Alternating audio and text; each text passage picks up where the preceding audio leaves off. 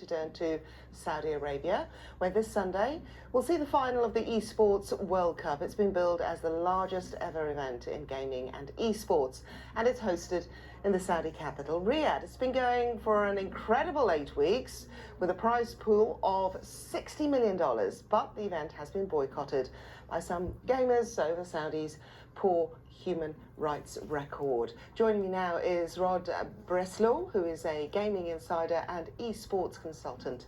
Hello, Rod, welcome to the programme. This boycott then, is it hurting the event? Hey, thanks for having me.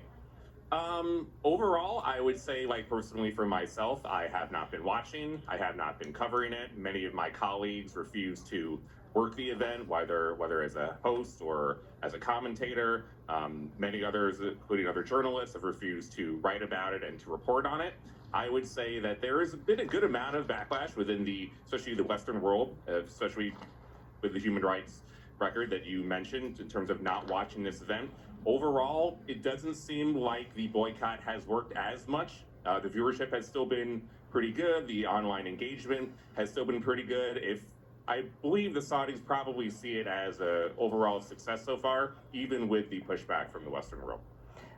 It all comes down to money, essentially. I mean, why else would you go to Saudi Arabia? Did esports need the money? The esports and even the larger gaming world has been going through some tough times in the last couple of years in terms of the financial situation, in terms of how organizations and teams make money. But I wouldn't say this was completely necessary. There was just so overwhelmingly so much financial compensation and money injected from the Saudis that it was unable for the Western world really to turn this down. The game publishers and the game developers who make these video games and who own the IPs could have said no. They could have refused to work with the Saudis. They could have refused them to be able to use their games in this tournament, but they relented. And ultimately, they are the ones that are in control of this entire ecosystem. If the game publishers did not want this partnership to happen, they had the opportunity to do so, but they went ahead and they took the finance. Okay, now you did just very quickly say the entire ecosystem. Are you saying that Saudi Arabia has more control over the esports industry, not just this event? Yes, they most recently bought the ESL Faceit Group for $1 billion.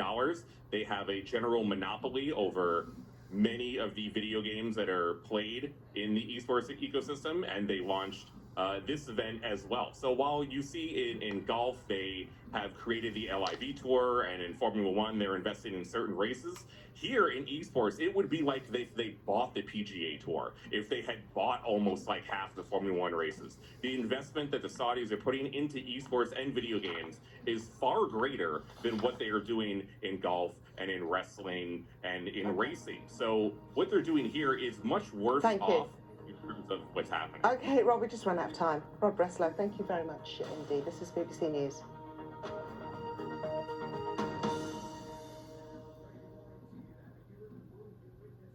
Hello there. Storm Lillian will dominate the first half of Friday, but it's moving at quite a pace, and so by lunchtime, the worst of the weather will have cleared away. However, before then, a spell of heavy rain, but more importantly, some gales, unseasonably strong winds for this time of year, and still many people.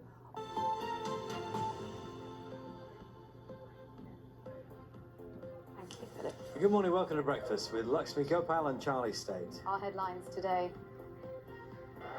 I accept your nomination to be President of the United States of America. It's Harris versus Trump in the race for the White House as Vice President Kamala Harris is officially confirmed as the Democratic nominee.